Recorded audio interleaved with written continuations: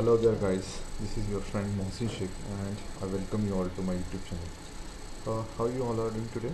It's been quite a long time since we connected last time as I was on the Eid vacation. So I hope you all are having a very great time. Friends, in today's session we will be configuring an RDS instance to perform a failover testing and create replicas. For failover testing purpose, we will launch the RDS with multi-easy deployment options rather than single DB instance that we were doing so far, and then we'll failover it from primary node to secondary node across AZs, that is availability zones. So please make a note that the failover is automated process which will update the DNS entries at the background during the failover process, and there could be a very minimal performance disruptions for the end user during this process. So it's going to be a very interesting topic, friend, and please watch this video till the end. So first of all, we will launch the RDS instance. So if you are logged into AWS management console, you can click on create database, and if you're already aware how we can set up an RDS database, as I had previously created this video like demo on setting of Amazon RDS database, then you can skip it and you can directly watch when we configure the failover testing. Okay, so first of all I will go with the standard create that gives us more options. Let's give MySQL. Here we can select MySQL version whatever you want. Okay, I will go with the latest one. And here in the templates, what we'll do is, instead of production, last time we were using free tier that gives us the single DB instance or standalone. We will go with the dev and test, and as you can see, these options are enabled for production and dev and test. And for free tier, the options below, availability and durability, are disabled. Since we are going to do the failover testing, we need these options to be enabled. So I will just click on dev test. Then there are again three options, deployment options: multi-easy DB cluster, which is newest option, multi-easy DB instance, and single DB instance. We can go with the multi-easy DB instance. The only difference between the cluster one and instance is cluster will create two readable standby instances. However, in case of multi-DB instance, it will create a single primary DB instance and a standby DB instance. So this is the main difference. Okay.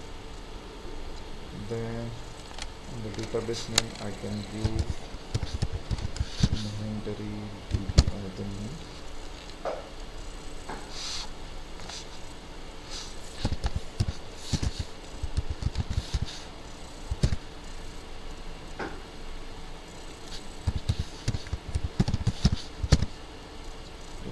Confirm the password.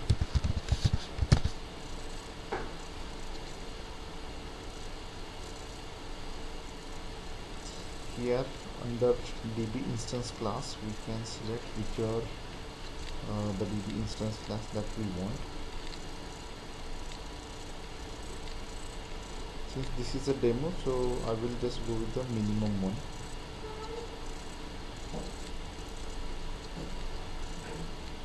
So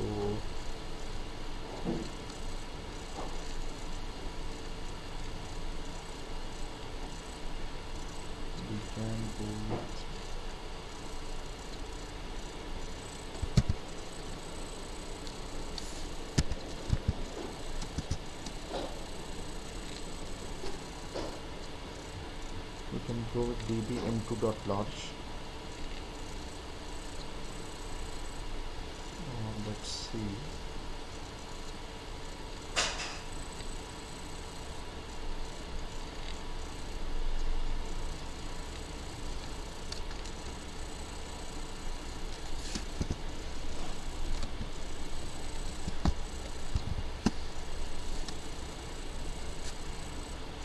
Okay, let's go with DB m2.large. Storage, we can select general purpose with minimum of 20 GB. Storage in the auto scaling we don't need. And here again, don't under connectivity there are two options: don't connect to the EC2 compute resource and connect to the EC2 compute resource. Since we are not going to connect to this database instance, we are not going to we will go with don't connect to EC2 compute resource. Default VPC is fine. Public access, you can go with the default ones, and just click on create database.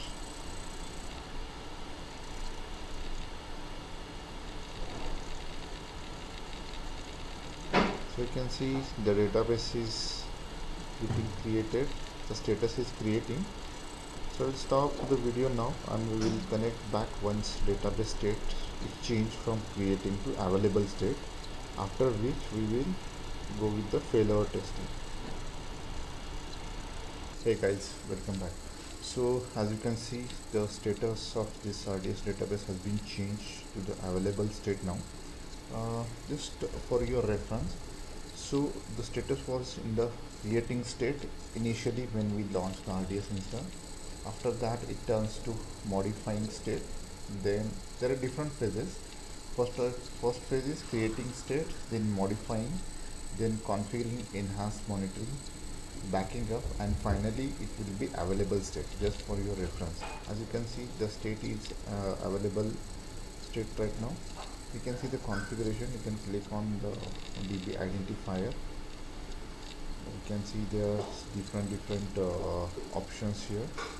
Under configuration, we can see multi-AG is yes, since we have selected it as a multi-AG deployment, so that is the reason it is yes.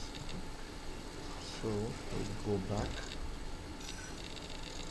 and in order to perform the failover testing, what I'll do is I'll just select this DB identifier, go to actions and click on reboot.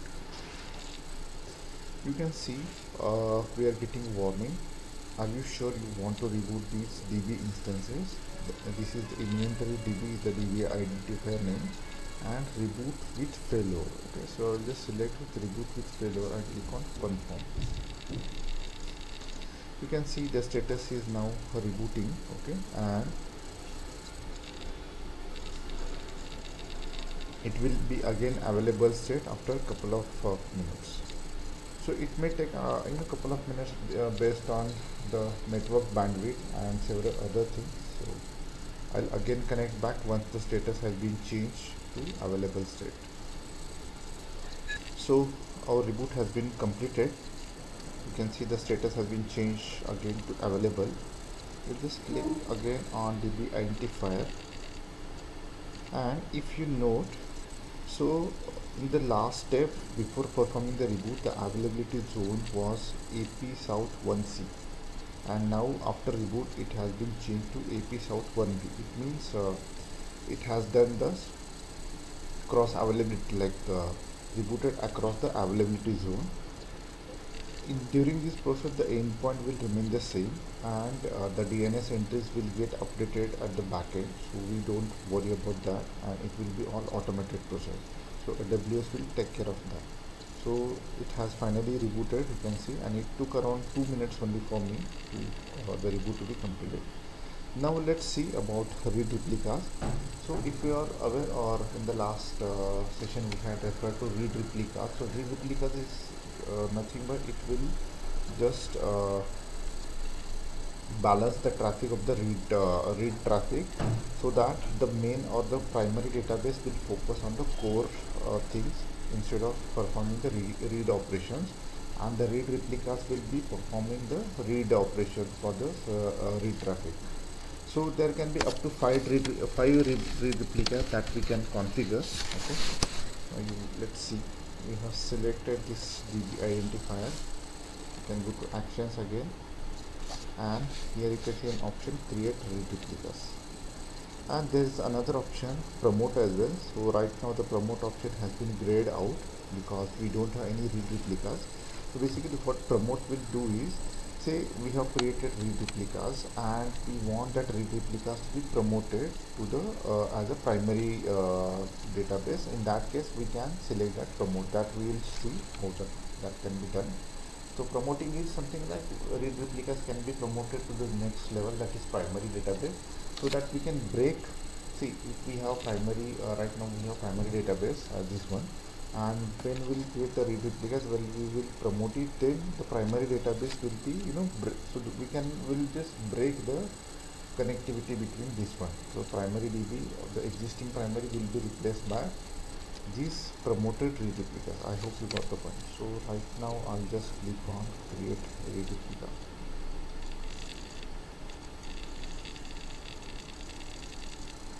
So this process as well will follow the same step that we performed during the launch of the database. It will ask several things like DB identifier name and all those things. You can see this has selected the source DB identifier, automatically that has been picked up. Here I will use the name, identifier name as inventory DB and replica. So you can give any name, so I'll give the replica.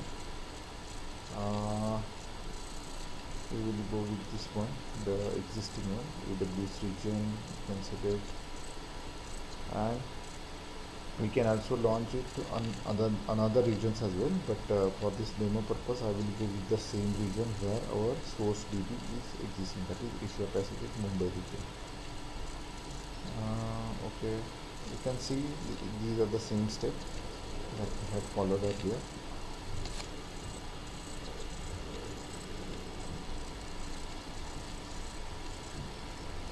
Okay, I will leave all those default. Here deletion protection, if we select as deletion protection as enabled, then it will protect the databases from being deleted accidentally. While this option is enabled, you can't delete the database. Okay. If we select this, then database will be protected from being deleted accidentally. So just leave the default and click on create replica.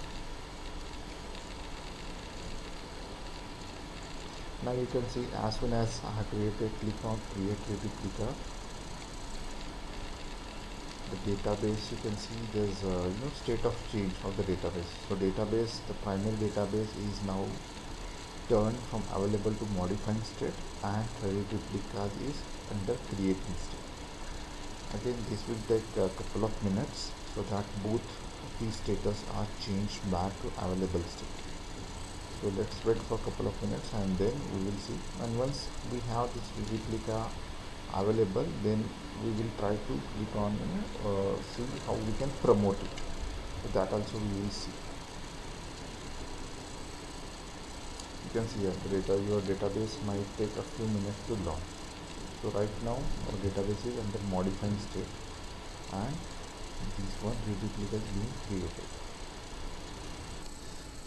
You can see now the status has been changed from modifying to available for both of the primary database as well as the replica, as you can see here. If we want, we can create another replicas as well. So for that we can just select the primary database, then click on action and then create the read replicas. Okay.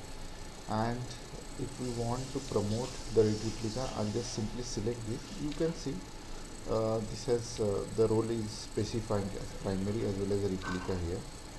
You'll notice here. So I will select it and click on actions and click on promote.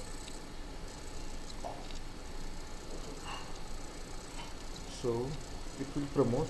If I click on the promote button here, okay, so it will promote this replica. And there is note, you can see, please note that automated backups are currently supported for DB storage engine only. If you are using my ISAN, refer to details here. Okay, so there's a warning message here, you can see information message, and if I click on promote replica, then this existing replica will be promoted as a primary database. Okay, so I'm not going to do that right now, and you can just explore that things as well. So once this is done, then also there are other options like you can see you can click on turn on backups. You can also click on reboot and do the other things also. If I click on say reboot, let's see what will happen. Again you can see same like the primary database, it is the multi-easy, hence it will ask us if we click on reboot with failover, it will be failover from primary AG to the different availability zone. As you can see right now it is in the AP South 1B, and after the reboot it will be changed to another region, maybe AP South 1A or AP South 1C.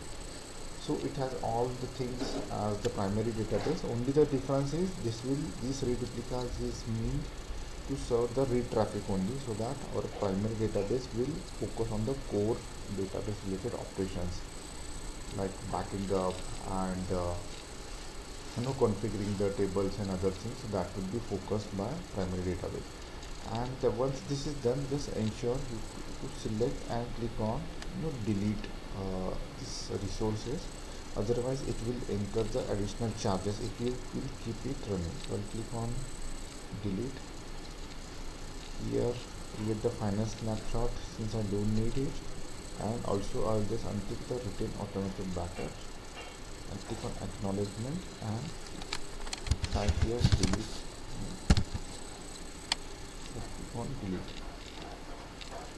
So this deletion also will take a couple of minutes, and also you need to ensure, see, if you deleted only the primary database, it's not like replicate or read replicas will also get deleted along with that. It's not the case. So you need to select and read replicas and delete it automatically. Otherwise your only primary database will get deleted if you just select this one, and read replicas will keep running and will cost you additional charges. So just select this as well and click on actions and click on delete, and here again select delete and click on delete. So you can see now both the status are changed from available to the deleting state. This may take 5 to 10 minutes, and ensure everything has been deleted. Just ensure there is nothing that has been left, so that it won't cost you the additional charges. Okay. So friends, that's it for today. I hope you got the point. So what we learned today is, in order to make a database multi-availability zone, we have selected a dev and test template. Then we try to fail it over from primary availability zone or one easy to different availability zone, and even we have seen the easy has been changed in that case. Then we created read replicas. So read replicas is nothing but that is it is just a copy of your primary database, which only we will be only serving the read traffic. We can create up to 5 read replicas, and read replicas can be promoted to make it as a primary database.